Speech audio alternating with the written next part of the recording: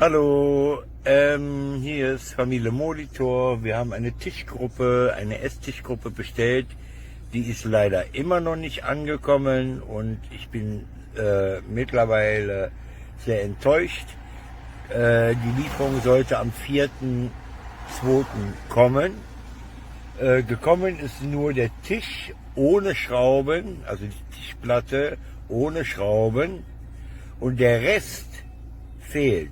Schrauben, Dübel, die Sitzbänke, alles fehlt noch. Das sollte mit dem zweiten Paket kommen. Jetzt haben wir schon den 8. und das ist immer noch nicht da. Ich bitte Sie doch mal umgehend, sich darum zu kümmern. Weil bezahlt haben wir schon alles.